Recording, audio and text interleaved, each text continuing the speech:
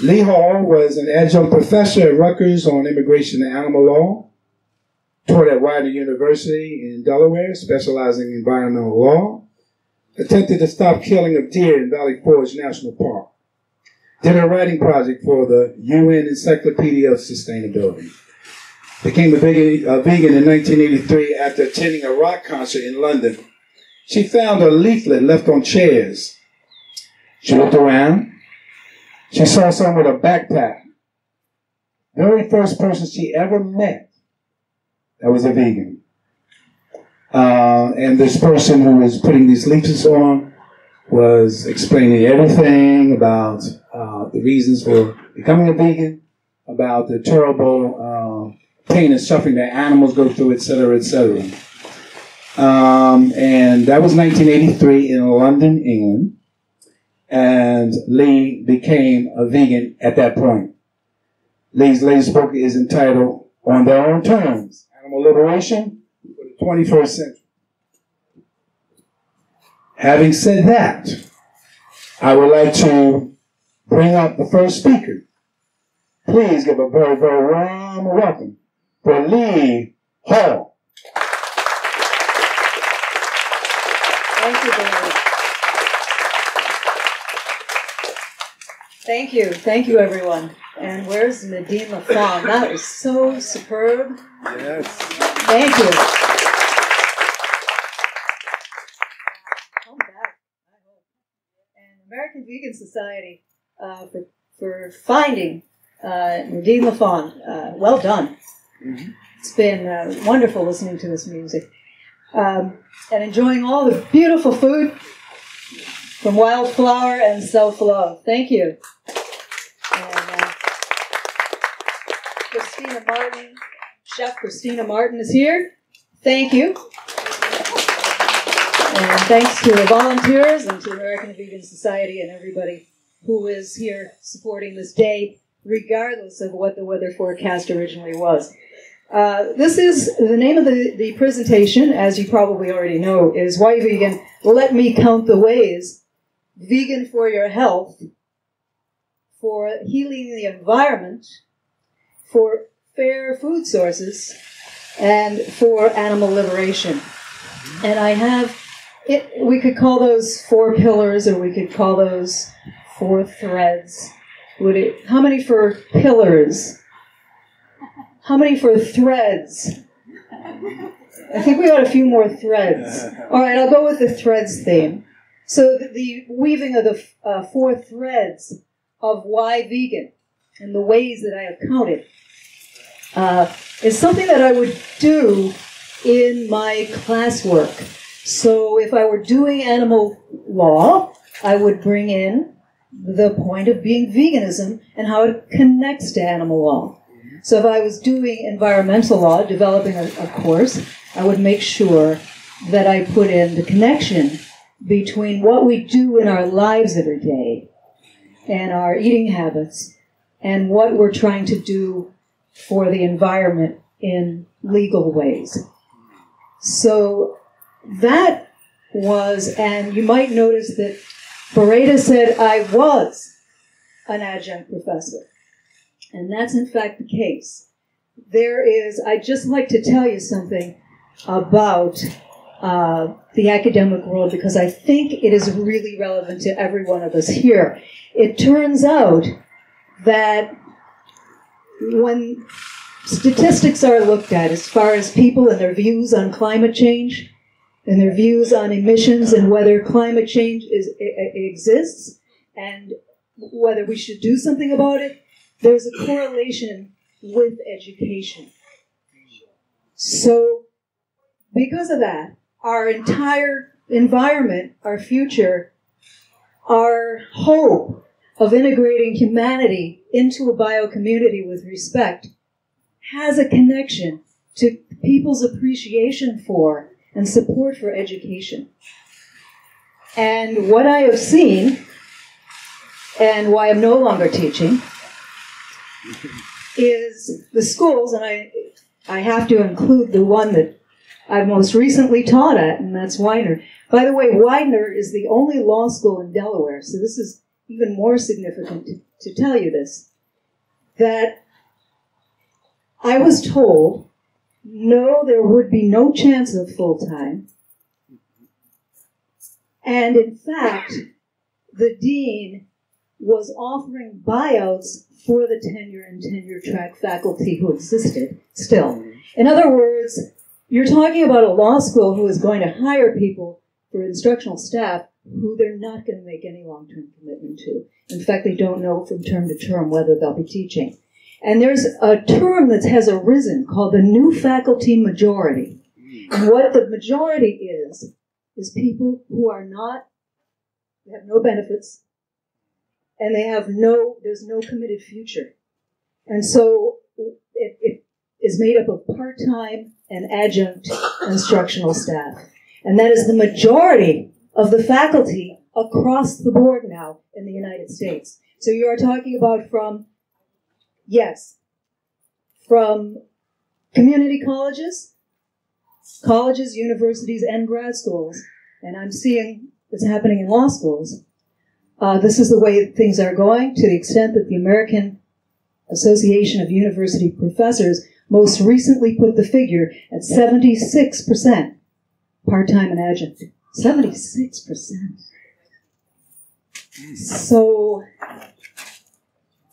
but you can't keep a good vegan down. And so I'm extra thankful to the American Vegan Society, because the American Vegan Society has a speakers bureau, and this is one example of the educational work that can be done. There are workarounds.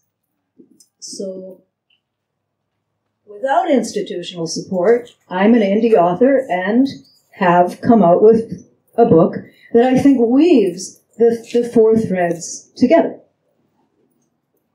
And I have found ways that educators are being supported through crowdfunding. There's a new thing now on the internet where people come together and they actually fund things that they believe in need to be done.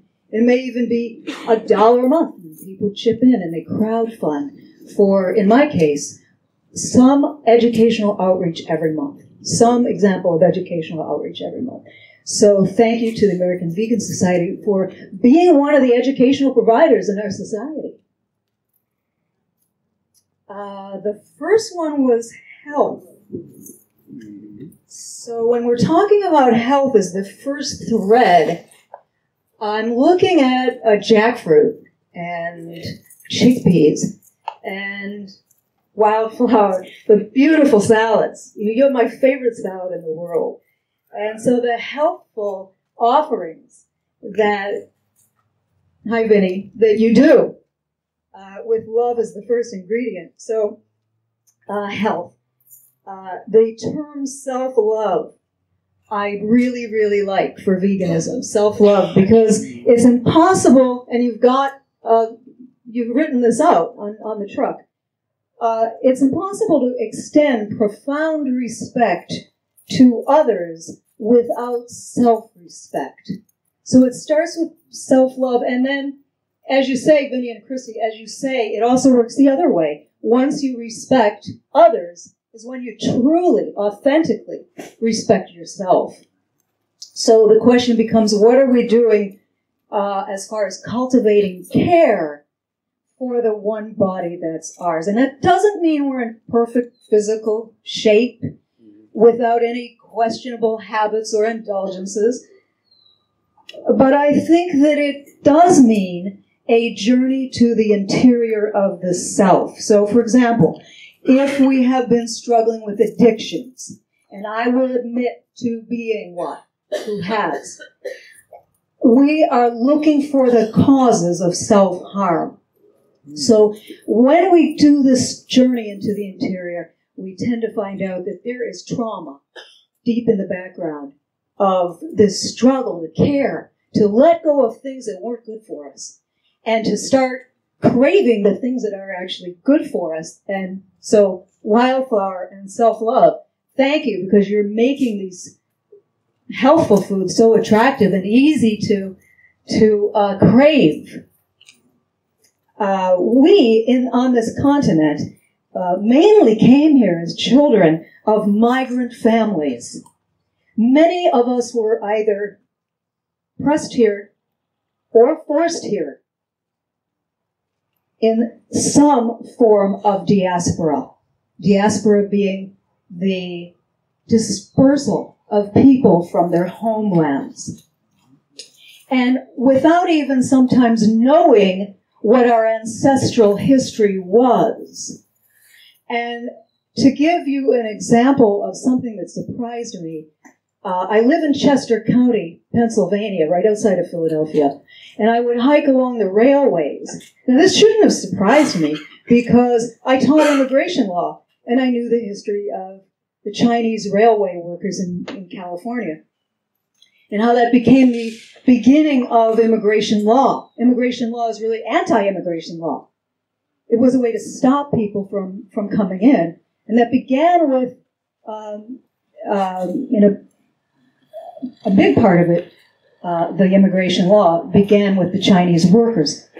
So, on the railroad. So, then I heard that where I hiked along the railroad, there was a mass grave, and there were the Irish workers buried there. And so I did some studying into the Irish workers who were buried at the railroads, and it turns out there are quite a few mass graves. And there was a mass grave in the Northeast that I read about, and it had my family name on it, and it had been, the bodies were underneath an actual cemetery. So there was a hidden mass grave underneath a cemetery. And it turns out that some people in a school excavated, and they found out that this is the bodies of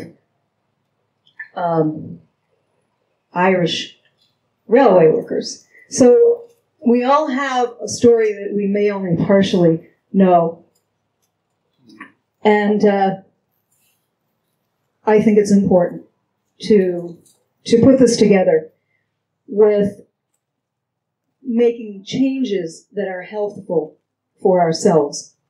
And when we look at veganism, we, as vegans or aspiring vegans or pro-vegans or vegan-curious people, we go to the definition and we find out what was going on when the vegans created this movement.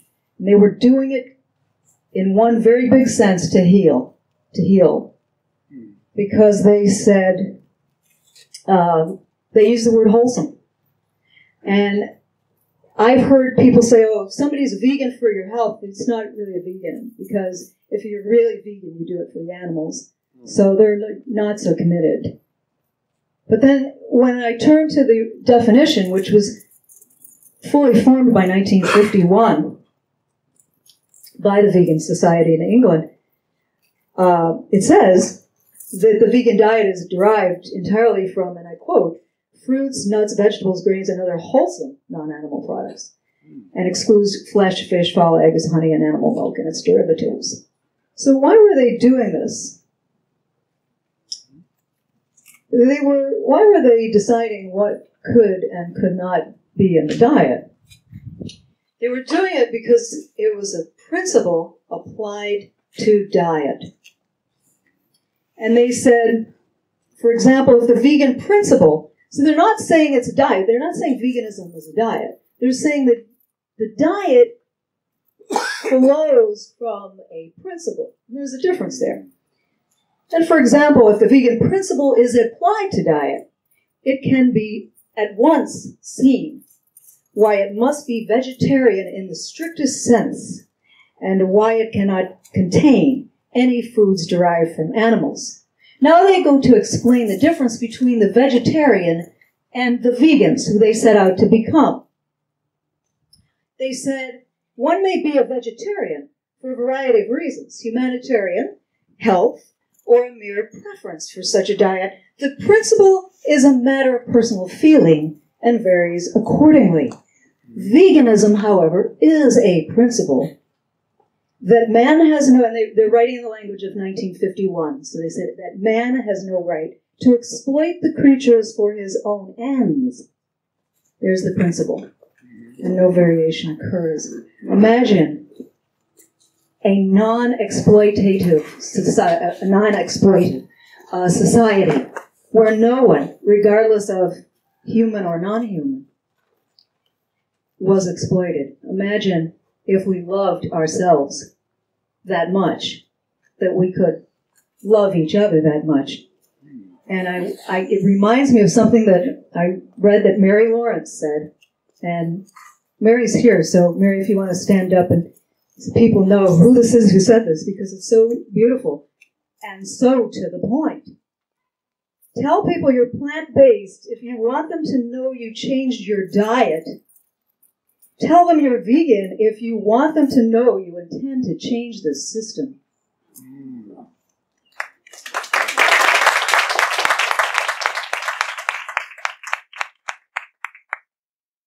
So the second thread is for the environment, and I'm not going to cite a lot of studies, maybe two.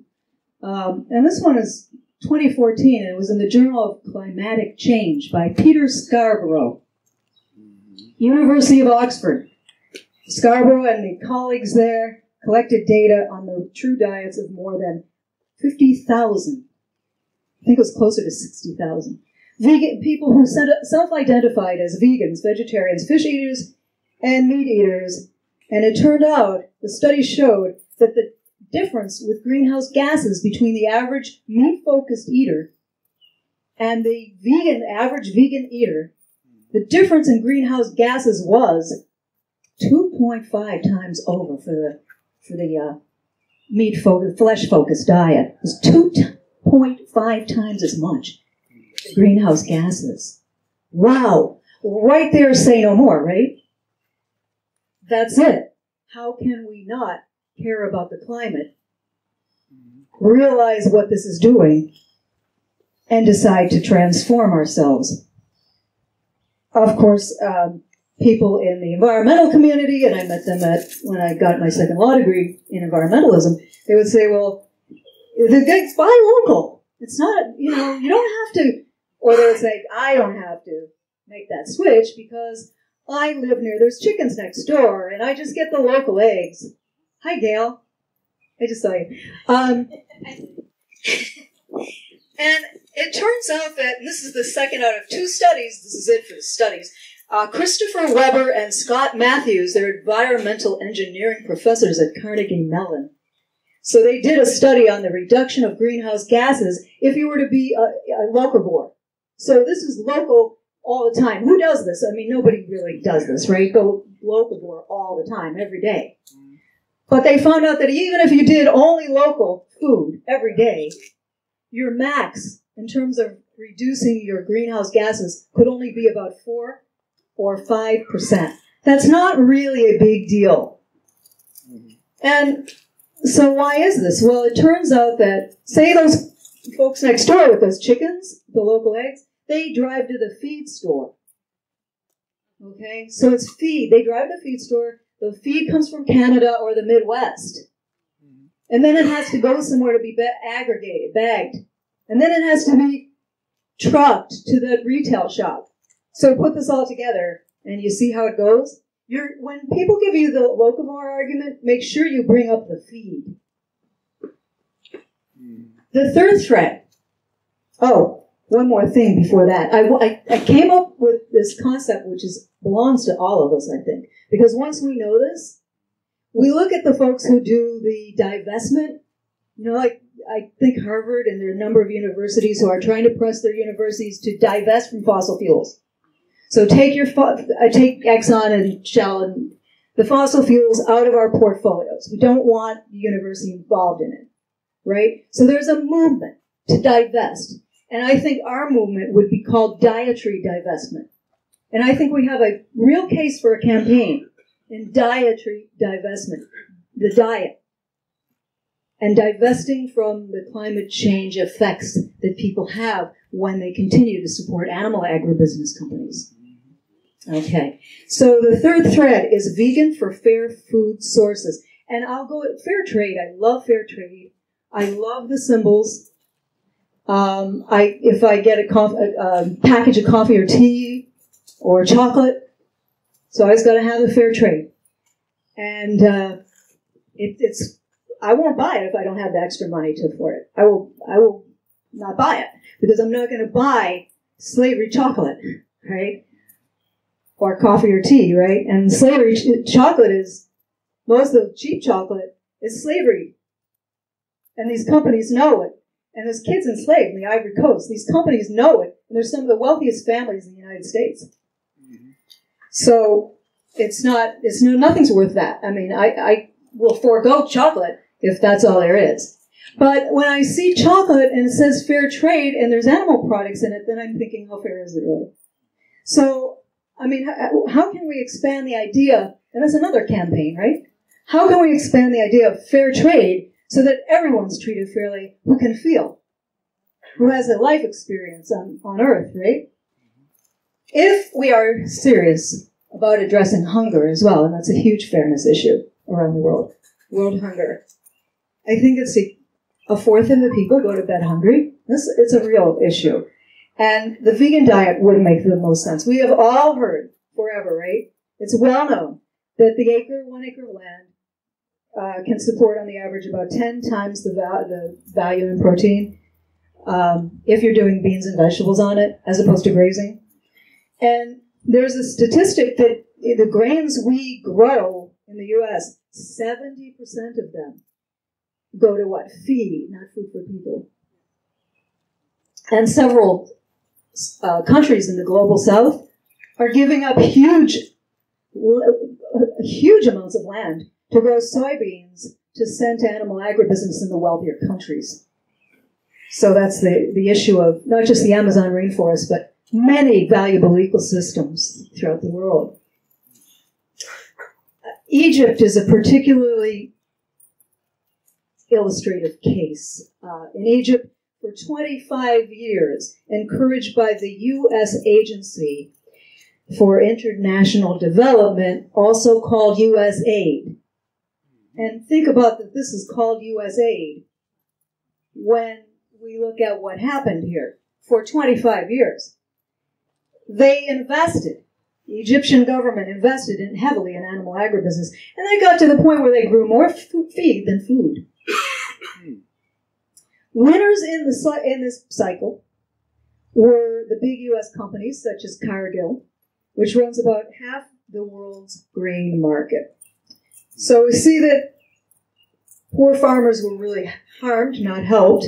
And when you convince financially, I shouldn't say poor, but financially poor, because who's poor is not for any of us to judge, right? How poor somebody feels. But financially poor is a fact, right? So they'll be getting involved in switching to feed markets because it's lucrative, right? And then they will have to depend on the annual purchase of patented seeds from particular companies. They get in a cycle where then they become beholden to a particular company to buy their seeds. Monsanto has genetically altered vegetables so that they will become resistant to the company's own weed-killing product. Roundup may poison the fishes, earthworms, spiders and mites and beetles, and also increase the risk to farm workers. People will say, oh, why do I need to buy fair trade bananas or whatever? You know, there's a big husk here. It's not one of the dirty dozen or whatever. What about the workers, right? So environmental toxins from modified crops then go into the soil. The crops themselves become toxic into the soil, and then they threaten the earthworms that have to be there and aerate the soil. So a growing movement believes there are better ways to interact with the earth and the other animals who inhabit it. And it actually comes out of the vegan community. The name of this subgroup, well, I guess we all probably support it, is Vegan Organics. All right, so the Vegan Organic Network started in England, and offshoots of the, and I'm not going to go into this because Harold knows so much about it and it comes next. Then the question is, so if people show us how to do schoolyard gardens, right, and if they show us how to do community gardens and so forth, and they show us how to, the big thing is, can we really get away from the animal manure, right? Okay, so you've gone organic, but is it vegan organic? Did you get away from the animal inputs? And the answer is yes. And I'll give two examples. One is in Guatemala, and Honduran and Guatemalan farmers. There were 45,000 in this group of farmers that used mucuna beans as cover for hillside soil. And in fact, they came up with 3 times the amount of corn that they had before they did the green manure. So that was a very big project, and it worked out very well. Then there was a project of 200,000 Brazilian farmers, and they used plant-based manures, and they doubled their wheat and their corn yields. So it can work. Vegan for Animal Liberation is the 4th thread, and I'm just going to throw in a surprise thread at the end. But when we're talking about animal liberation, now I told you about the crowdfunding, right? So there are people who are on my studio, and it's a site called Patreon. There are people who are funding, but they're also participating, right? So they want me to go out and do these talks, so I said, well, you need to be involved in this too. So cough it up. Tell me what your reason is for being vegan, because I want you to be part of this. And I heard back from Vance Lemko of Philadelphia. Okay. And Vance said, well, I can't claim it's for the animals, since I don't know which animal out there will actually ever benefit from my lifestyle. I'll get back to that in a minute, because that's profound. Okay? But for me, Vance said, the reason is self-identity. In the early 80s, I felt a dissonance between who I felt that I was or could be and who I was being by continuing to do something that I felt was wrong. So for Vance, it's not that the expanding ranges of vegan products, it's not that we have facts to share, it's to Vance, and Vance says this is the key reason that people who eat animal products do too. It's self-identity. So it's the identity for somebody who encounters a possibility, they can identify with it. Well, how do they identify with it? There are people who are samples. Beretta and I were talking about this. People who are samples, leading the way, and they showed Beretta, oh yes, I could, this is how I could identify, because I don't want the dissonance of doing something wrong. You even used terminology like Vance used, and then you said who it was. And it was Jay Dinshaw and Freya Dinshaw. So you had the samples. And you said, scientific proof. That's right. So we are all, those of us who are aspiring vegans or have been vegan for a while, we become walking proof that there's a basic human capacity to live vegan, which is a pretty cool role that we play. Vance's comment said something about dissonance between who we can be and continuing to do something that we felt was wrong. So that brings me back to 1983. Beretta went into it. I was at a rock concert and I met somebody. I didn't go and watch the band. We had a conversation because this person put leaflets on all the chairs, and I wanted to figure out what this person was about. Who would put leaflets on all the chairs? You would really have to care about something very deeply, and I wanted to know why. And when it was explained to me how all the different ways we use animals, because the holidays were coming up, so it was going to be a goose on the table, and it was going to be furs from one spouse to another, and it was going to be puppies who were bought as though they were commodities, and maybe left in the back for after they grew up, and all sorts of things that I remember back in my childhood seeing or somehow experiencing or participating in. And here was my dissonance. I couldn't see myself as part of a master class, because that would contradict my feminism. And to me, feminism is defined as rejecting a dominator mentality. That's all it is. Rejecting a dominator mentality. So how could I be part of this class who dominates all the others? Is there really a way out of this? Is there a way to reject this? And Robin, who was my example, said, yes, let me show you, however long it takes. You ask me questions, I'll be here. Wow. So Vance says, I'm talking about this on the website, and Vance comes back and says, wow, I became a feminist about the same time you became a vegan. When I learned the basic facts about patriarchal systems, the injustice was clear and not something I wanted to be supporting. Given the fair-minded individual I thought I was, once I learned about male privilege, so often conveniently invisible to those who profit by it, it made it easier for me then to examine how else I might be benefiting from privilege. And it was clear that my relationship to non-human animals was a similar unjust privilege needing to be redressed. And at that time, I did not have or know all the facts about dairy that made it so clear, the ties between feminism and dairy, but those I received at the North American Vegetarian Summerfest, and then I went vegan.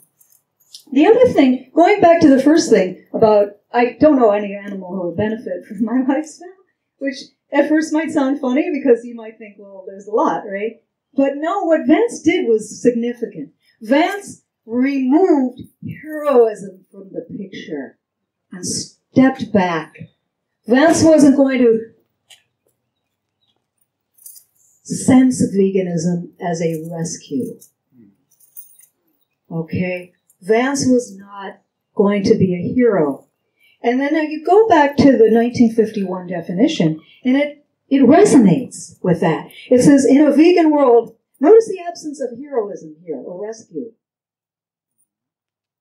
In a vegan world, the creatures would be reintegrated within the balance and sanity of nature.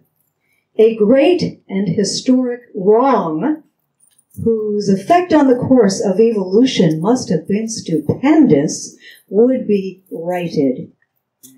And here's the real zinger.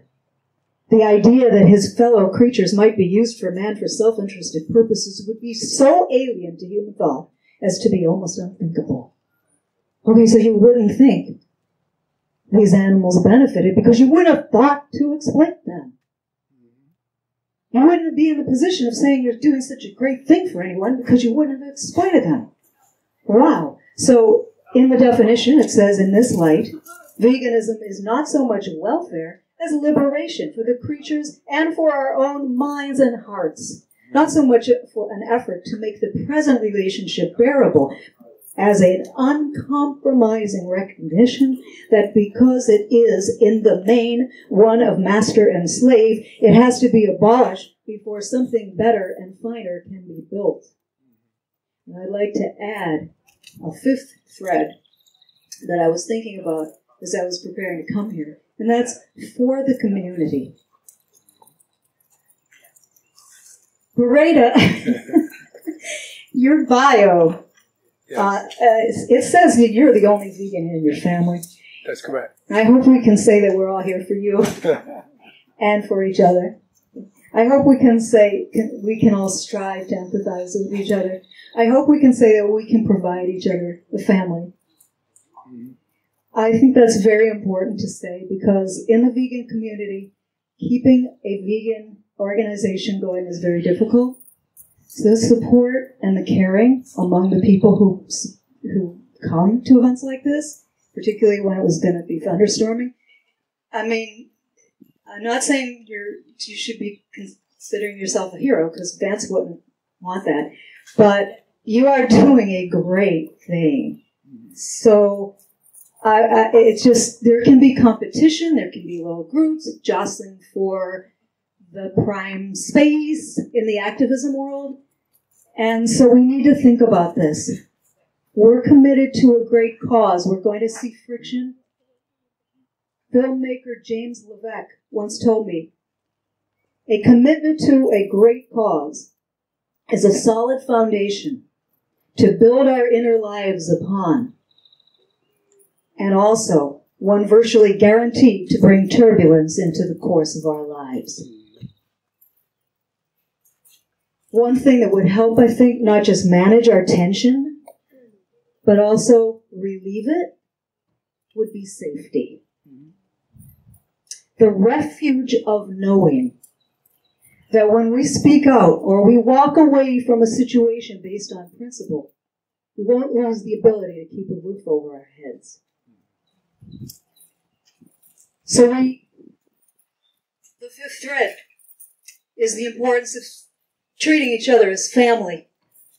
So we know that we have other vegans in our family because vegans are our family.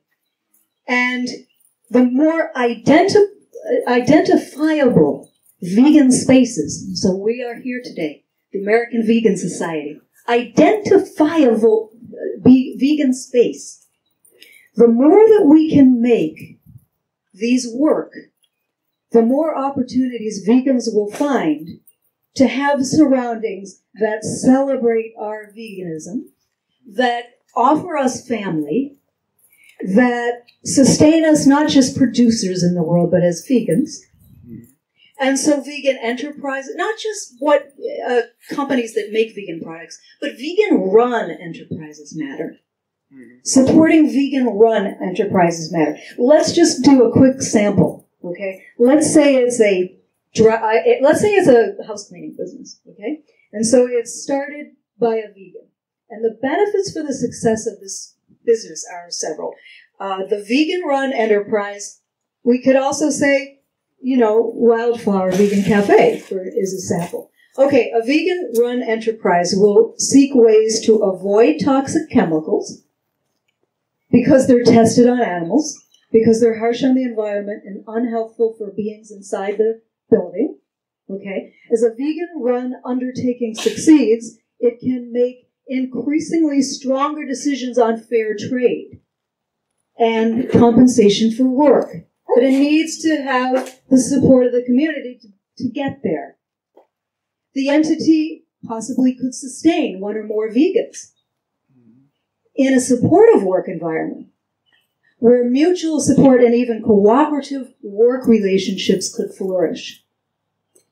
We live in a critical time where we're just weighed down by humanity's sheer mass and our human addiction for domesticating other life, and people's addiction like consumerism. The biosphere now faces climate crisis. It faces an ever-worsening extinction period. So many vegans know this, but are financially forced to work in places where authentic respect is sidelined, or else they face financial failure. So support for vegan-run work and the vegan groups that identify as those who will keep changing the system is essential to strengthen us, to enable thought and advocacy from our ever-growing community of vegans. And I'm going to close this with another quote from the crowdfunded website. And this comes from a vegan in Western New York whose name is Maureen Sheener, who says, kind of an uplifting note, it's so easy being vegan these days. When I first became vegetarian many years ago, we had to make our own tofu burgers. There was no manufactured soy or milk or soy cheese. Forget about eating out. And now, of course, the mainstream supermarkets and the restaurants. So Maureen says there are a gazillion vegan cookbooks covering every angle of veganism. Plus, support groups abound on Facebook. Get with it. Vegan is the way to go. And I said, okay, thank you, Maureen, for being part of the garden party and our movement. Great point about social dining, social media, social support among vegans, and why there has never been a better time to join the vegans than now. Thank you.